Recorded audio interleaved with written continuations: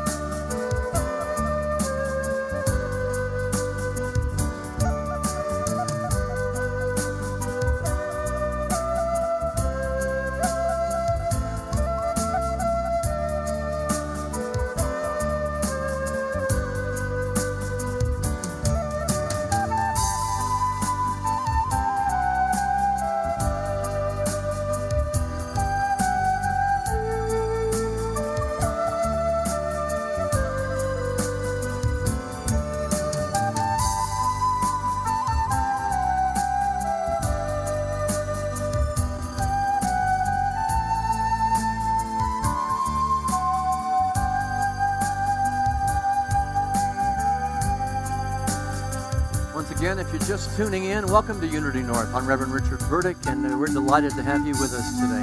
You're listening to the music of Christian Zamora. We'll get started in 2 minutes.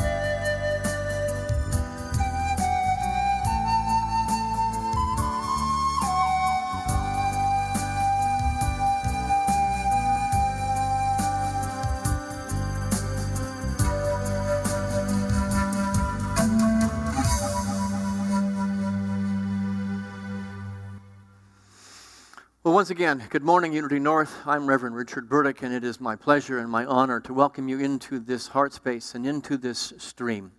Whether you be joining us for the very first time or you've been joining us for the last 4 months on the stream, we welcome you into the sanctuary of our hearts, this space of love, a space of peace. And Christian, thank you so very much for the music today. It was a great way to begin to open our hearts.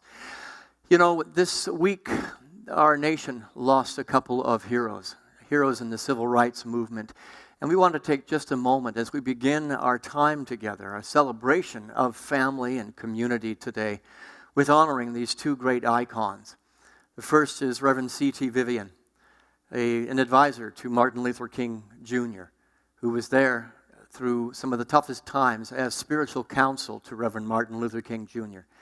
He died on the same day as Congressman John Lewis, who is a national treasure.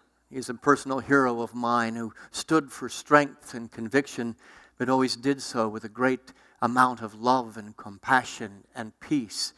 Let's take a moment as we enter our service today to just prayerfully, quietly, and silently give thanks as we wish these two beautiful men, these two icons, Godspeed on their next adventure of living.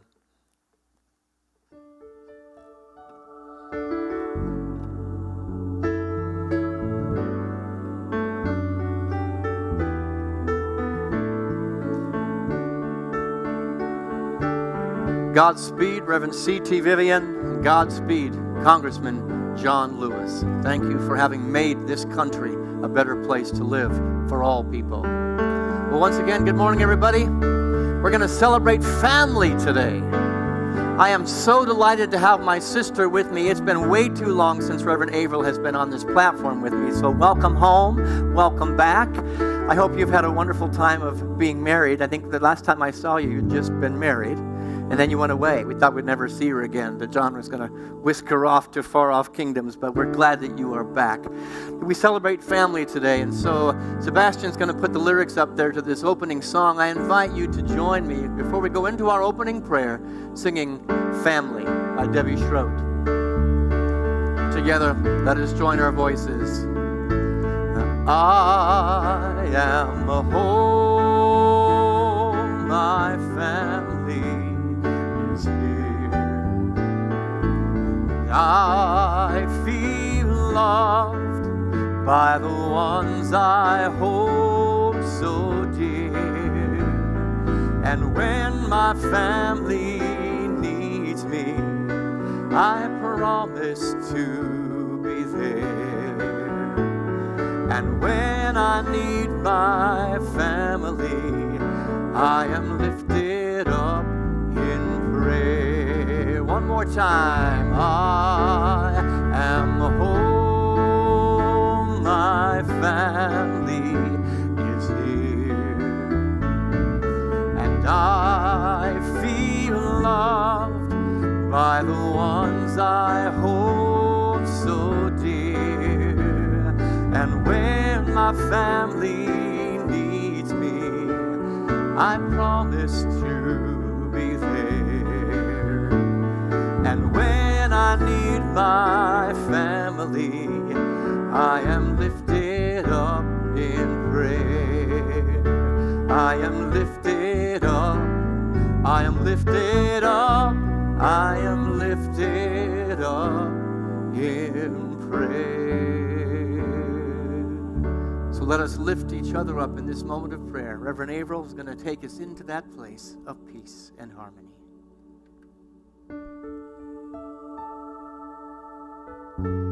I invite you to close your outer eyes and just take a moment and let your attention descend into your heart space. And feel as you breathe attentively, with all of your awareness centered deep in your heart, that the energy in your heart flows not only in the space that is your body, but is one and the same with the energy in the heart space of all of us. And through this energy, we are crocheted together like a lattice of family. We affirm in this moment at times where we feel particularly isolated that despite physical barriers of wall and brick and stone, that this energy that manifests as each and every one of us unites us, that we're never alone. And we breathe into this moment of feeling that connection and offer gratitude for this gift which renews us. And for this grace, this knowing that we are one, that we are love, and that we are family. We say amen, amen, amen. Thank you, Averill. We are truly family. There There's candles lit all over the stage today, and each candle represents one of you. Each of these candles represents the light that you are, the magnificence that you are, the Buddha nature, the Christ nature, the Atman, the Tao. Whatever it is you call it, it is the perfection of your very Holy Spirit, and we welcome you into this space and into this time and into this family. Thank you for joining us. Right now, I'm going to invite this incredible musician, Christian, to bless us with a little bit more music. Please welcome him with opening your heart and your mind.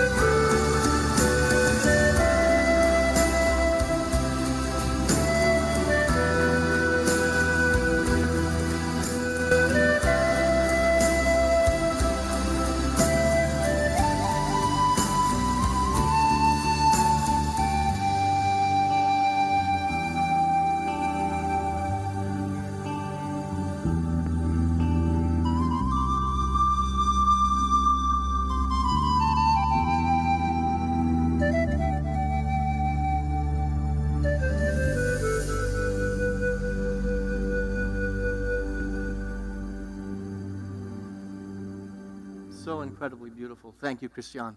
Beautiful as always. Hallelujah. Hallelujah. We sing hallelujah in a place of oneness, in a place of connection, in a place of family. And so, welcome to that hallelujah. The marketing team of Unity North Atlanta came to me, and they had an idea. They wanted a series of services and a series of blogs and video blogs and events that are going to be happening over the next month or so, and maybe just something we continue forever and ever and ever, where we give people in our community the opportunity to talk about how Unity North and how the Unity movement and how this community has impacted their life in the most tremendous and beautiful and positive ways. They wanted to call this series of opportunities the Unity Effect. The unity effect, how the people in this community have affected them, and how being a part of this community and committing to this community has absolutely made an impact on their life. For me, it was a no-brainer to say yes when they brought this idea to me, because spiritual community is one of my all-time favorite topics. In fact, spiritual community is why I got into ministry to begin with. Oh yes, there's theology and there's all the lessons and the principles and the interfaith exploration. But the reality is I am here today, and I give testimony today that I'm here because spiritual community is the most profound classroom for us to grow, to learn, to stretch, and to become, and to learn about ourselves.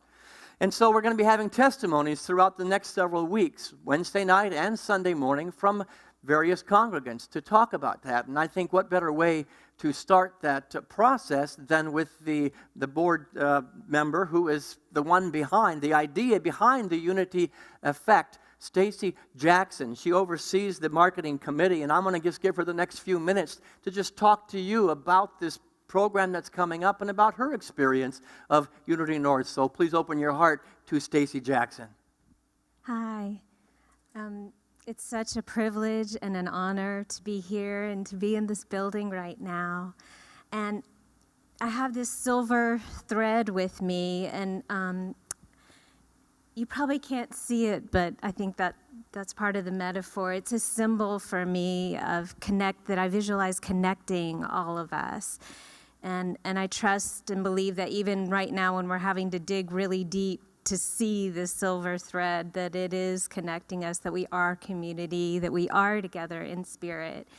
So while I talk for a second, just reach out and hold my hand and hold on to this silver thread of community that connects us. When I was growing up in Atlanta, I went to a very formal Baptist church where the pastor wore mourning tails, think British wedding, and I remember just feeling awed by God and what church meant. And when I was a little older, we moved to Tennessee, and I started going to church with my neighbors. And my neighbors took me to this cement block, screaming hallelujah, laying on of hands Baptist church. And it was completely the opposite experience. But I also felt like I found God there. I remember one day I got home from church and my mom was out in the garden and she said, "What is that all over your face?" And I said, "Oh, that's lipstick." She said, "Why is there lipstick on your face?" I said, "Well, all the ladies from the church were kissing me." And she said, "Why?" And I said, "Oh, because I'm going to be saved." So I was saved, and it was a beautiful experience. And I really value being part of a multicultural, joyful church for a long time. And as I grew up, I started to feel like there wasn't a place for me in church. And my pendulum kind of swung the other way, and I started looking for God all over. I moved to San Francisco and completed my college and got a master's degree, and I started traveling. I went to the Hagia Sophia in Turkey and the Blue Mosque, and I went to all the beautiful Duomos in Italy and the little churches on cobblestone streets in Spain. And I went to temples in Greece where I would sneak in and clean out the garbage as an act of service. And I still wasn't quite connecting. I lived this beautiful life. I was an actress and a dancer and owned a few businesses. I even owned a little herbal shop in the Haight, where I was really delving deep into spiritualities and studying the history of religions and spiritualities throughout time and history to try to connect, to try to find what I was looking for. And I snuck into the Stanford Library even, just, for the love of smell of old books and to study the spirituality and the religions. And I remember figuring out that they had a lot more in common than they did different. And then I moved back to Atlanta. I had my beautiful son, and for several years, my son was this just joyous, bright spirit. But also, there were a lot of things that started happening. I was taking care of family members as they were dying, 7 family members in as many years. And I broke up with my son's father. We're great now, but it was a challenge at the time. And I was struggling. My fiance, my live-in boyfriend, he was driving to an audition in North Carolina. He was an actor, and a tractor trailer crossed the road and killed him. And that sheriff's visit in the wee hours of the morning is never one that you want to get. My dad called, and he had fallen, and he sounded strange on the phone, and I put my son in the car, and we drove down to Florida, and we didn't come back. We took care of my dad while he was dying. And I remember I started to talking to God again then, because there was my dad, and my dad was dying. I was still breastfeeding my son and trying to teach him how to walk, and they were throwing spaghetti everywhere and laughing, and I was talking to God. So all these things started to pile up, and I was carrying them around with me and feeling like they were ruling me, and I couldn't get out. I was stuck. I was blocked. I was empty. And my body was hurting, and I got diagnosed with fibromyalgia. And at this time, I started searching for church homes in this area. And I would go to church with different friends, and God seemed mean at one church, or God seemed mad at another. It didn't feel like home. Or I went to one church, and they were saying people of different of this religion or this spirituality were wrong. They were bad. And these churches are great for some people, but they weren't right for me. And my friends Alan and Teresa had been talking about a church that they loved, and I asked them if they would bring me. So they did, and that was my first visit to Unity North Atlanta. And if you all know me, you know I'm a little bit of a crier. I'm doing pretty well today, though. And I cried the whole first service, and I think I cried for a couple months after that, every service, because I felt like I had come home, and I have. And I was challenged, I was energized, I was bowled over by the level of acceptance, both of myself and of other people in their walks on life and their spiritualities. I felt this real authenticity from people. There are all different kinds of people. And I was welcomed. Even when I felt awkward and shy, I was welcomed by my dear friend, Dawn Gowing, and who's my fairy godmother, I call her. And she's become a mentor for me. I still have fibromyalgia. I still struggle with pain, and we all have pain and challenges in our life. Mine's no different or special. But what I have found are tools here to cope with that. And I have found a community that is loving, and even when challenged, believes in the higher good, believes in divine order, and believes that God is with us. God isn't gendered to me anymore. God is in our community. So I just want to thank you all for holding on to my silver thread of connection with me, for holding my hand through this and continuing to. We'll always continue to be looking for ways to connect each other now that are meaningful. And in closing, I just wanted to say I was looking in the mirror recently, and during quarantine, as you know, we all were, and you're not getting your hair done. And I thought, why in the world am I chasing this silver streak in my hair? I feel more authentic now, and Unity has inspired that. And why cover it up? And since I'm ready for a lot more authenticity, I realized sitting in the bathroom mirror that this is the effect that Unity has had on me, is a deepened sense of authenticity. So I've been able to see some of my dreams come true, even with doing marketing with Unity. And I value that. So the silver is in my hair as well as the silver thread that connects us. I asked my son recently what effect he felt unity had on me. And he said, and us. And he said, oh, nicer.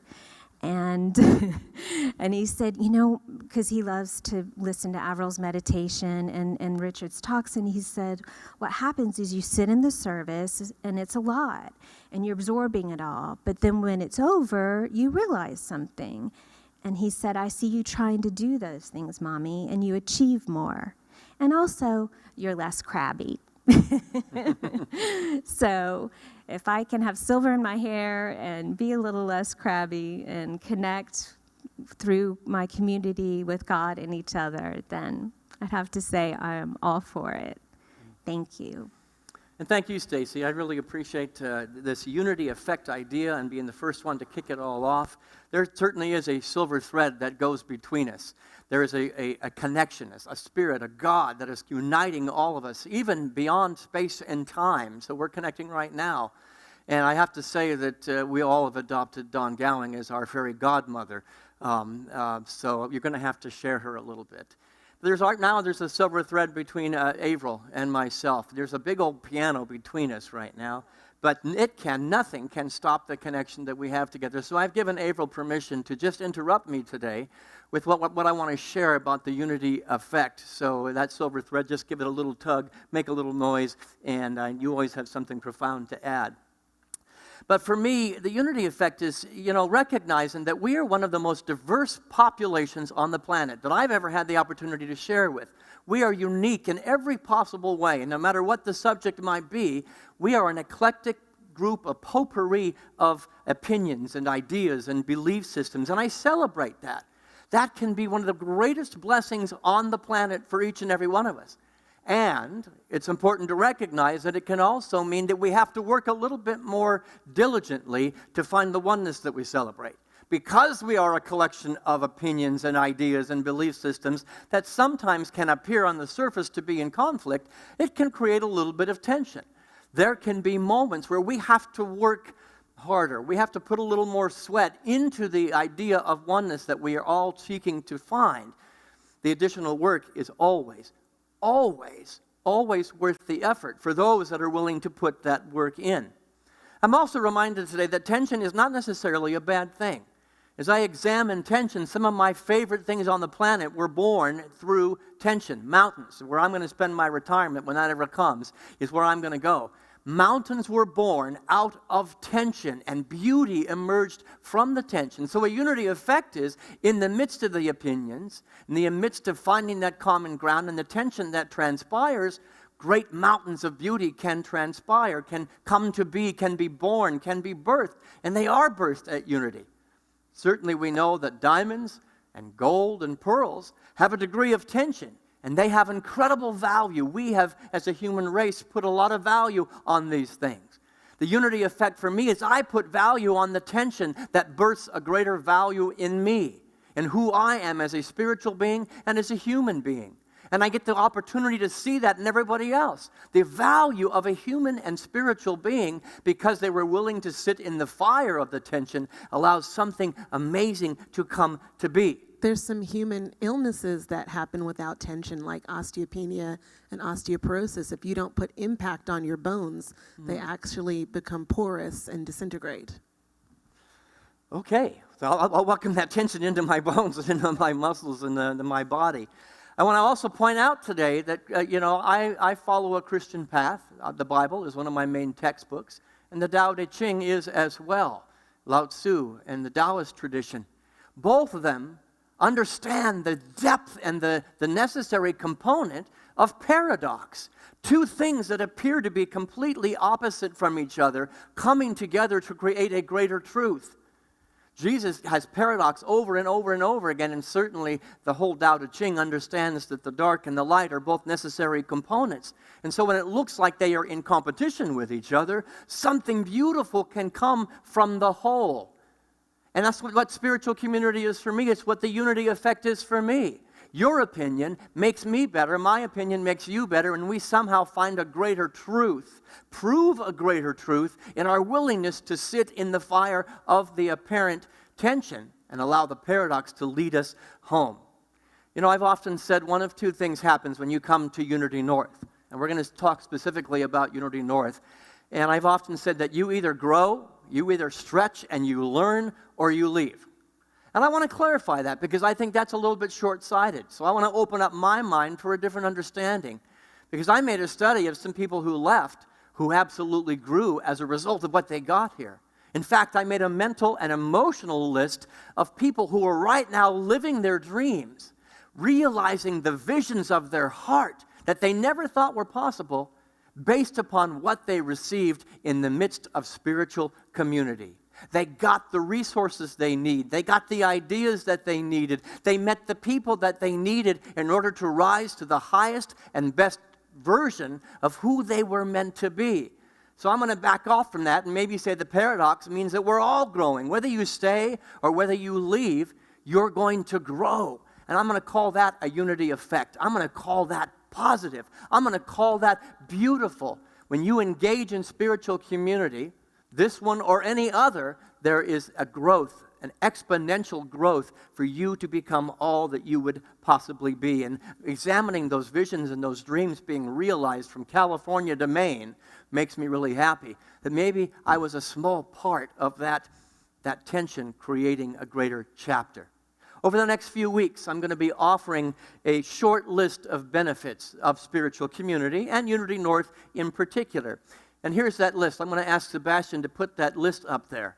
They are growth, learning, empowerment, oneness, and diversity, which seems like a great paradox. Oneness and diversity, we're going to celebrate that, and we're going to talk about that. Responsibility, our ability to respond to life. We get that in spiritual community, and certainly the proving of God, the proving of spiritual principles, the proving of that which is a theology only in mind. We get to demonstrate it in spiritual community, in the great laboratory of people coming together.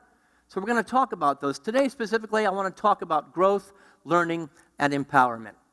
You know, we understand the truth that transformation of any kind, evolution of any kind, requires us to be teachable, to be flexible, to be open, to be humble, to be teachable, to be willing to suspend old ideas so that new ideas can come. Spiritual community is a classroom that absolutely requires these things.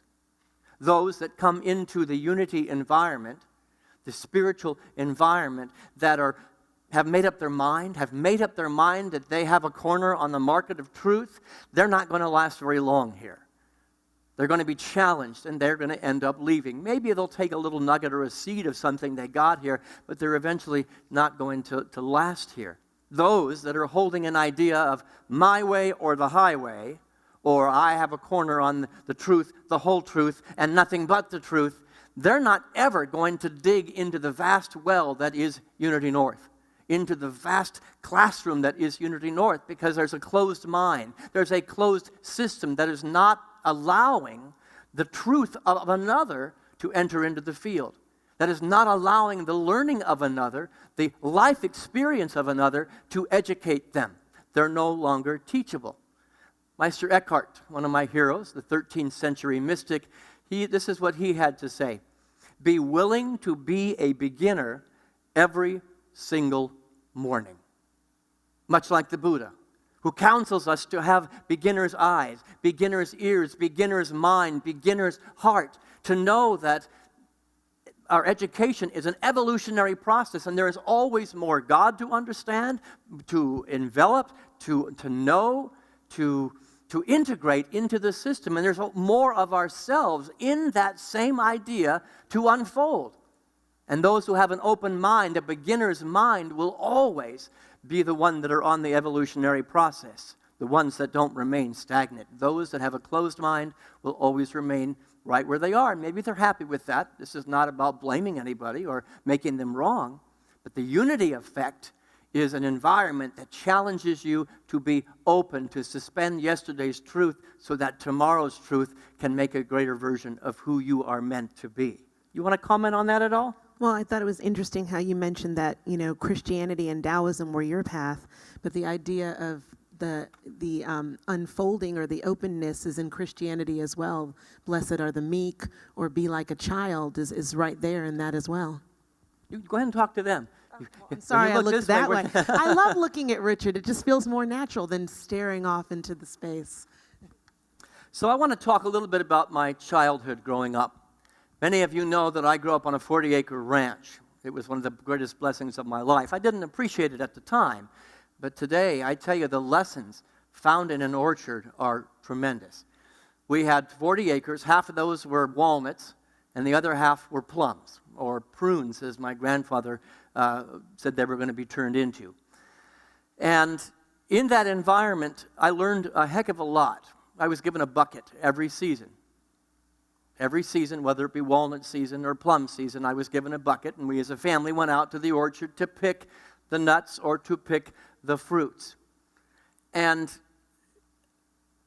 I had the opportunity to choose. I was educated by my grandfather about what nuts went into my bucket, about what fruit deserved to go into my bucket, and to have the mindset to filter out what nut wasn't going to be good enough to get into my bucket, or what fruit wasn't going to make it into my bucket. And not once do I remember ever picking up a plum and deciding it wasn't going to go into my bucket, only to argue with that plum for the next 20, 30 minutes about why it didn't belong, or why that plum was wrong, or why that plum was bad.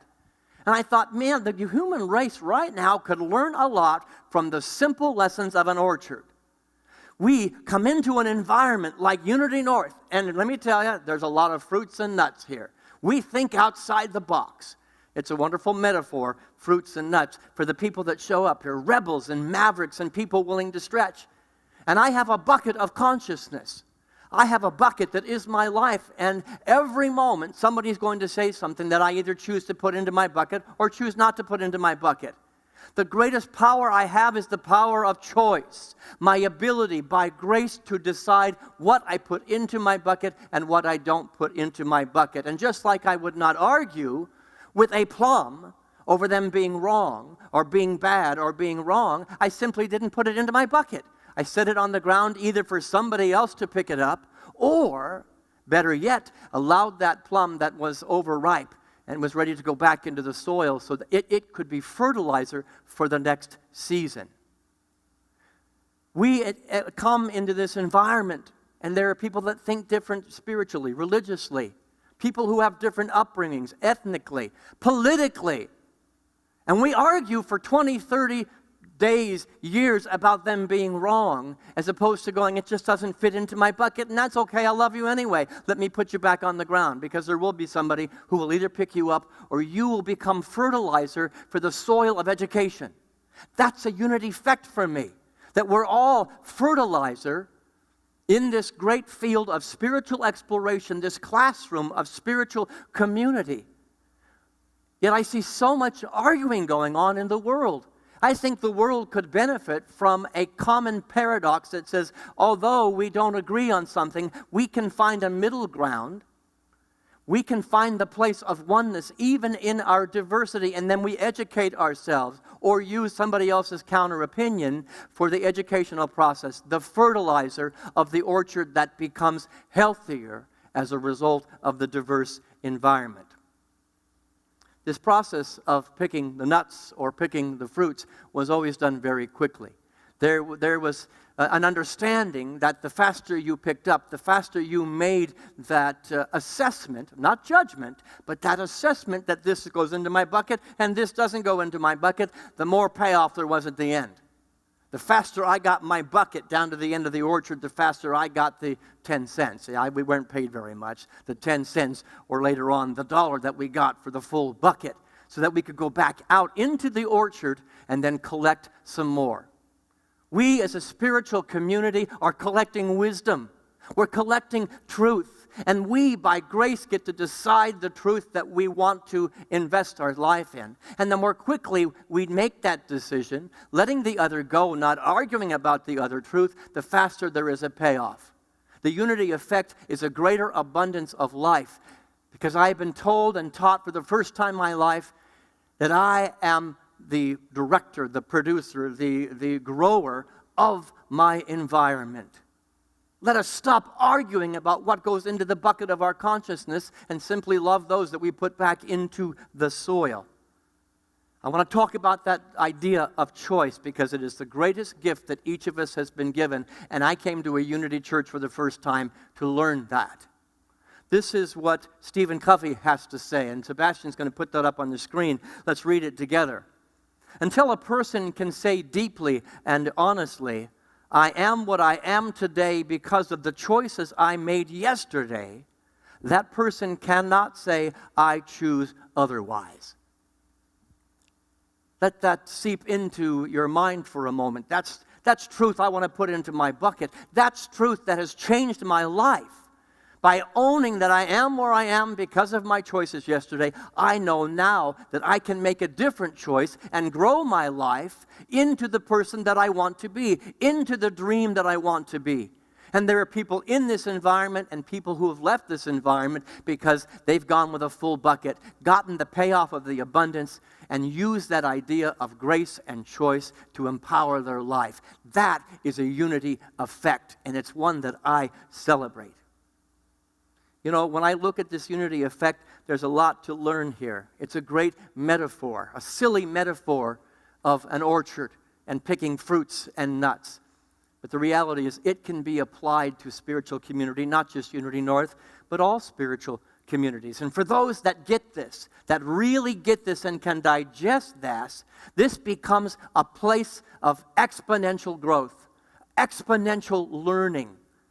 When you deal with your uncomfortableness and you develop the skills to go, I choose, I choose, I choose, I don't choose.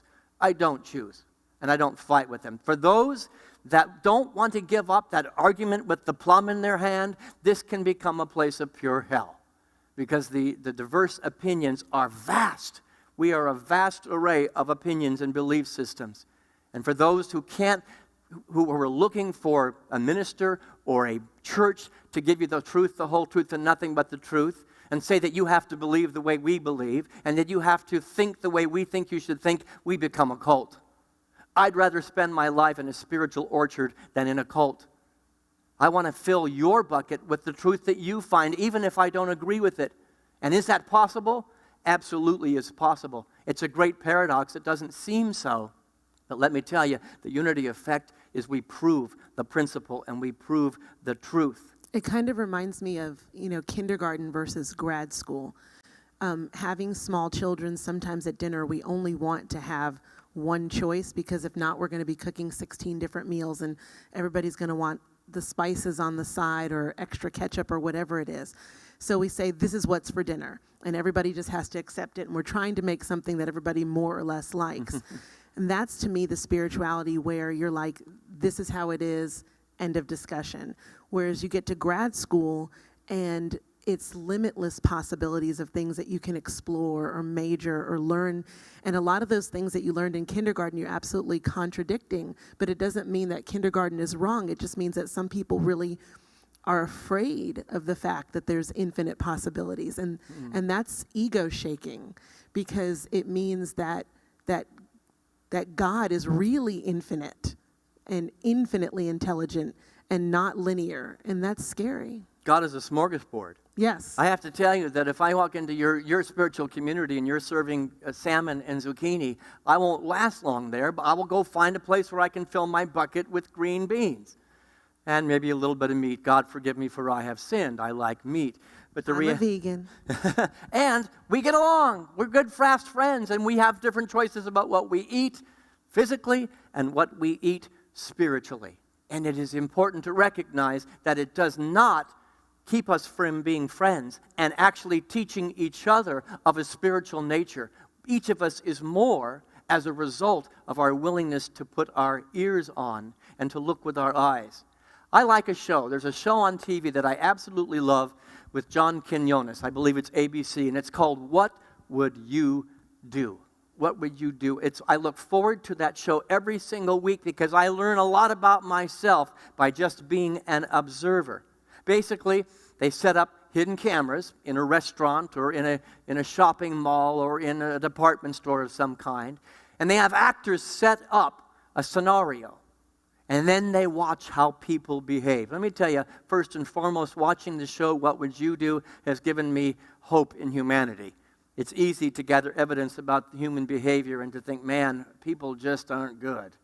And my basic belief system is that people are good. And what I see happening on What Would You Do is the best of humanity. But it only comes through my observation. Now, there are some behaviors on that show that are not so good, but I get to ask myself as I observe. Observation is a part of the unity effect. I get to watch other people. I get to learn from other people. And so I see good and not so good behavior on the TV show, and I sit there on the couch asking myself, what would I do here? What would be my reaction in this place? Sometimes I like what comes up. Sometimes I don't like what comes up. But there was no really teaching going on. There was merely observation. And I want to say a unity effect for me is the ability to come in the diverse environment, to be in the midst of a diverse environment and observe and to watch. They say we were given 2 eyes, 2 ears, and 1 mouth. There might be a reason for that. Catherine Nelson, this is what she has to say. Sometimes it is the quiet observer who sees the most. I want you to hear that. Sometimes it is the quiet observer that sees the most. Observation is a valuable asset in our learning process. And let me tell you, I have found no place better than Unity North to observe behavior, good, bad, and otherwise. And I have learned, don't quote me on this, I have learned more from the observations of what's going on in the kitchen or in holy grounds or in the hallway or in the foyer than I have listening to a sermon on the platform. Taking in information simply by observation, I have become more of the Christ, more of the Buddha that I desire to be. As I examine the life of Jesus, of Buddha, of Krishna, of Lao Tzu, of Charles Fillmore, of Ernest Holmes, great New Thought thinkers. They spent a great deal of time taking in the environment. There is a unity effect, and I sometimes used to criticize the people that would come and sit in the balcony and never participate. But when you speak to those people, they're watching. They're paying attention because they understand that the teaching that's going on in our environment transcends who's speaking at any given moment. That the teaching is in the observation and maybe asking the question, what would I do? Who would I be here? Who am I called to be in the midst of this?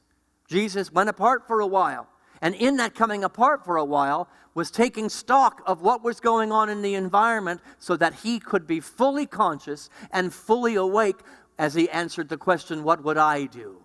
What would I do here? There's a unity effect that happens in these walls, but it happens on this stream as well. As we communicate with each other on Facebook or on social media of any kind, we're watching each other.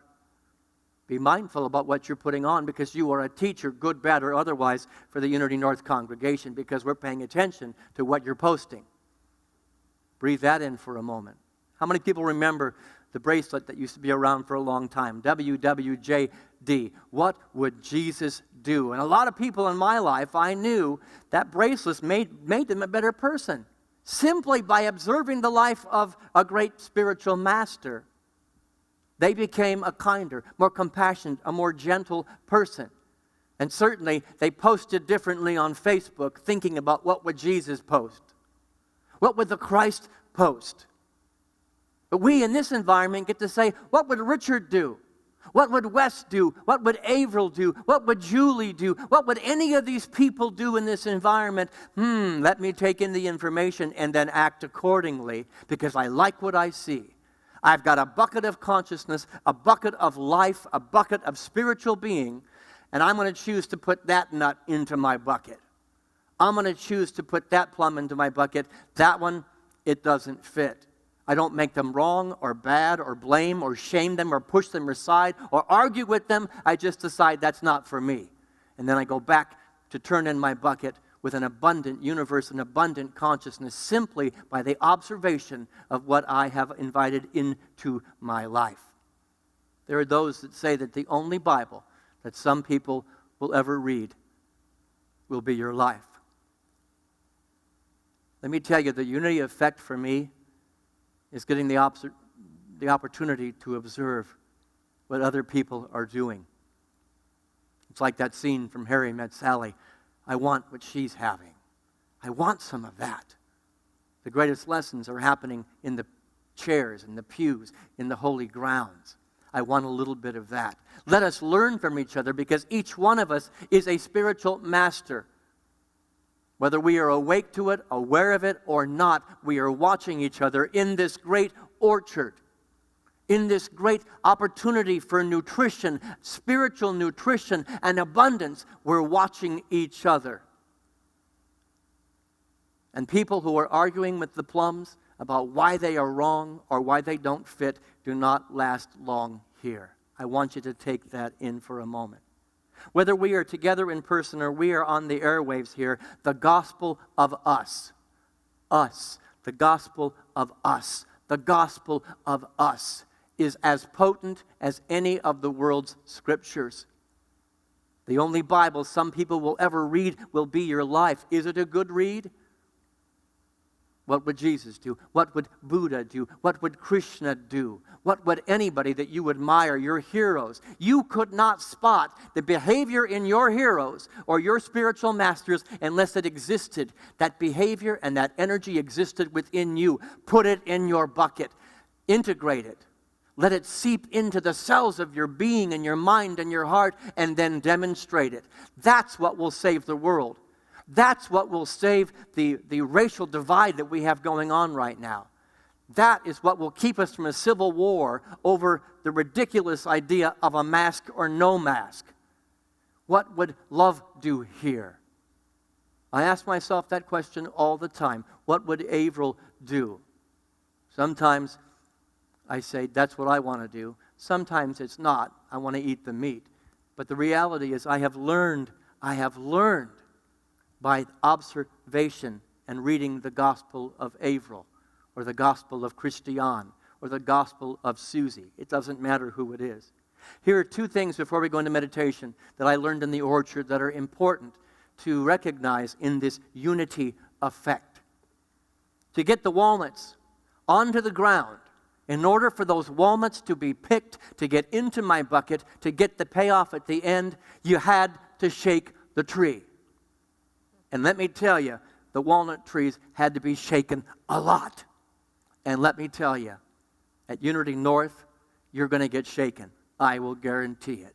You are going to be confronted of that which is out of congruity with the spiritual ideal that you are holding. It's going to shake you at the foundation so all the nuts in your consciousness can fall onto the ground. Those that are okay and willing to be shaken at the core are going to reap the unity effect and live in this vast, beautiful, magnificent, abundant universe called Unity North. And those that cannot stand their tree to be shaken, they're not going to last here long. They will miss the nutrition that's available in the unity effect. The other thing I want to comment on is the most important thing I learned is that the more people there were working in the orchard, the faster the harvest was. The more people that were willing to have their tree shaken, the more people willing to work together as family in that orchard, the faster the job got done. And let me tell you, when you're in middle school, you're 12, 13 years old, there's nothing you would rather be not doing than picking walnuts or picking plums for 10 cents a bucket. But when you did it together, some of my greatest relationships in my family came as a result of figuring how fast we, my brother, my sisters, my cousins, we could get this job done, this task done, get our bucket full, and then get the abundance on the other side. The abundance of your life as a human being will be depending upon how willing you are to work within spiritual community for the harvest. The abundance of the payoff will be the cooperation, heart to heart, hand to hand, life to life, opinion to opinion, perspective to perspective, all working on the same orchard together. That is the unity effect for me, and it's why I am here in the good times. It's why I'm here in the not so good times. It's why I am the man that I am today, sitting at the banquet table, the feast of spiritual truth and ideas that live in this environment. Richard, it also sounds like all these walnuts and plums, everybody just needs a lot more fiber. So you're saying that perhaps the people who have spiritual constipation aren't going to make it here, or You got it. maybe you're experiencing spiritual constipation. You need to get involved with Unity North, have your tree shaken a little bit, get a little fiber into your diet, and then I release and I let go and I get things moving. I think I'll stop with that metaphor before I get myself into trouble. We're going to explore the idea of oneness in diversity and the responsibility to proving God in the next couple of weeks. Please stay tuned for other people that are going to be giving testimony, either on video or in person here, but it's a rich time. And I invite you to join our marketing team and the great efforts to get the message that is the Unity Effect to a much bigger arena. We're going to go into a time of meditation, and I invite you to take a deep breath with me. This is a song that was done by a group called Alliance many years ago. It's called The Circle of Love. And the words are going to be on the screen. You'll see them there. Within our unity is our greatest power, our greatest security. Take a deep breath and sing with me. In this circle of love, in this circle of peace, in this circle of love, in this circle of peace, we feel our unity, love, sweet security. We feel our unity, love, sweet security in this circle of love, in this circle of peace, in this circle of love, in this circle of peace. We feel our unity, love, sweet security. We feel our unity, love, sweet security in this circle of love, in this circle of peace.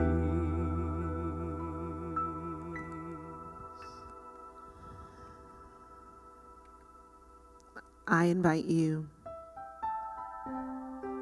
to close your outer eyes and just steep for a moment, sitting tall and well in this circle of love.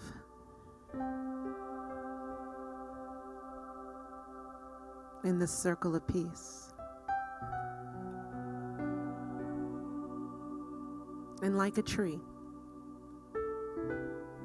whose roots go down deep into the earth, feel your feet grounding,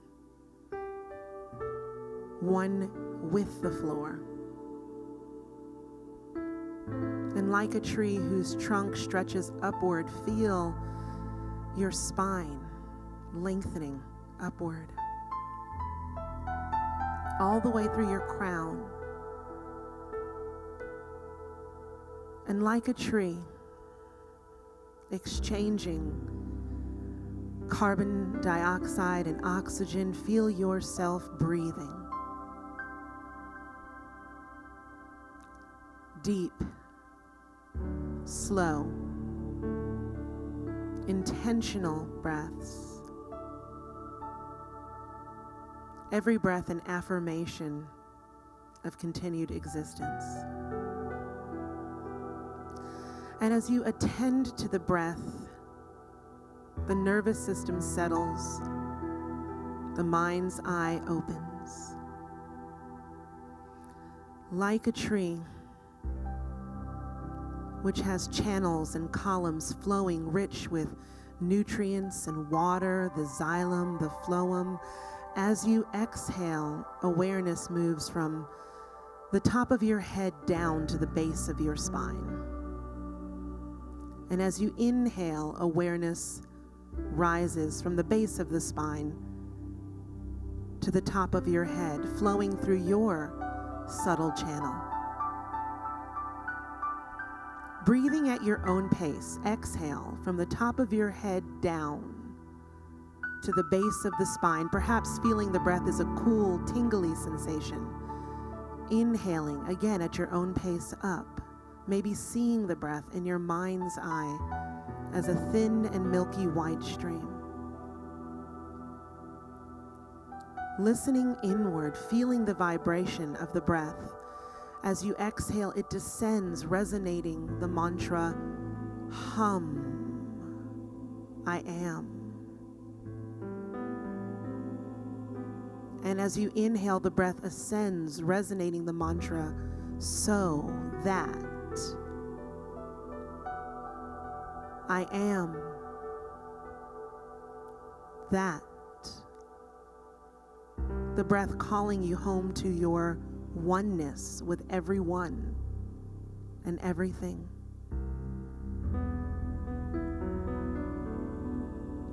Take this vibration, this awareness, this breath flow into the center of the chest, once again to the heart, where we began our journey today at the beginning of our service. And for the next few moments, just listen inward into the silence that resonates and vibrates from your heart like a silver thread to everyone on the globe.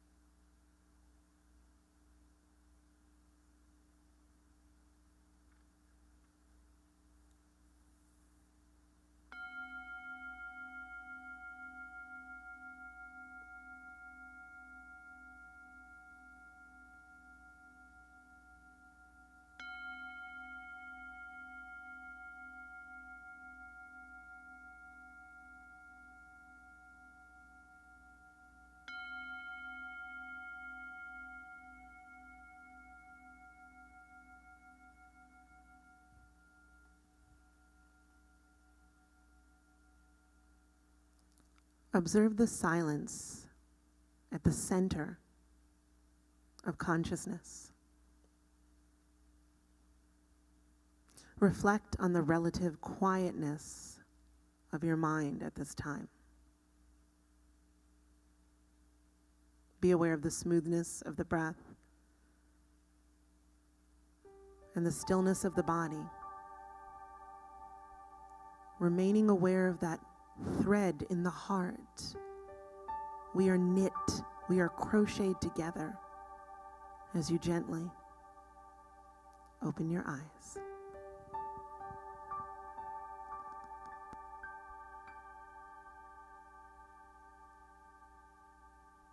That silver thread is not just contained in the moments of stillness and silence, but it's so easily found in that moment. Thank you, Averill.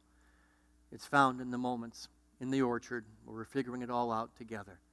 Let this be a week of the unity effect. Let it be a week of finding the silver thread. I want to invite you to a couple of things before we move into an offering time. This Tuesday, the Prayer Shawl Ministry is going to be here on site in the portico from 10 until noon. And handing out prayer shawls or just being a friendly face. You're going to drive up, have a little bit of conversation, get a prayer shawl on her, know and remember that silver thread as something you can take home tangible with you. I heard from Dr. Barbara King from Hillside International Sanctuary of Truth. She's coming to get a prayer shawl on Tuesday. So maybe you get a chance to interact with her with a mask on and 6 feet of distance. But come Tuesday. Wednesday, we're handing out food again. If you know anybody who's hungry, who just needs to know that they are loved, the food that went out of here last week was amazing. 12:30 on Wednesday. Come see our volunteers, our team, our staff, and get a little food. And if you know somebody who can't get here, come pick it up for them and deliver that specifically. Hope to see you again Wednesday night. I want to let you know that the week from Wednesday is our parking lot, our service in the garden. And reservations are going quickly, so make sure you make your reservation soon. Right now, I'm going to invite you to consider the unity effect. If this had an effect on what we shared here today, had an effect on you and was meaningful, to find a way to say thank you, a financial way to say thank you, to reach out with a text to give, to reach out by hitting that Facebook donate button or mailing a check-in. We receive all of that abundance with grateful hearts, saying thank you, God, doing business as the Unity North congregation and those that believe in what we are doing here. I invite you to find your way of expressing that gratitude and to know how blessed we are by your generosity, your contributions, and your willingness in this tough time to keep that connection open. So thank you, thank you, thank you. And as you find the way to do that, we're going to invite Christian Zamora to give us one more tune because we don't want to waste having this great talent here. He's going to be playing for the Spanish service in just about 15 minutes. So let's get to it and hear a little more right now.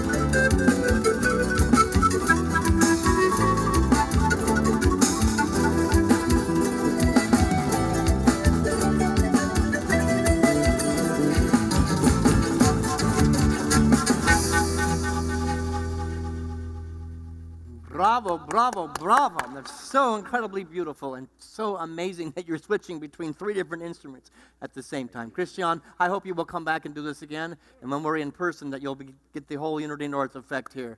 Thank you so much. He's got to play for the Spanish Zoom that's happening here in just a few moments. So we're just going to close as we always do. And I thank you for the love you give to me, and I thank you for the love you let me be. Wherever you are, feel the virtual, energetic hand-holding that's going on right now, that silver thread as we sing. And I thank you, yes, I thank you for the love you give to me. And I thank you, yes, I thank you for the love you let me be. And I thank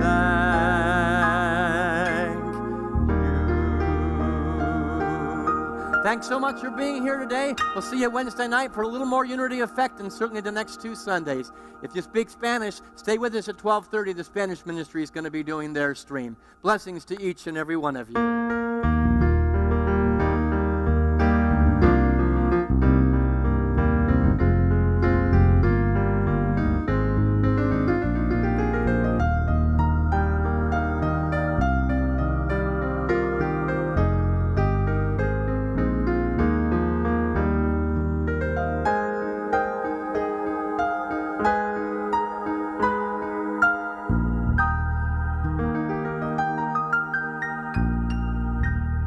Have a blessed and beautiful week.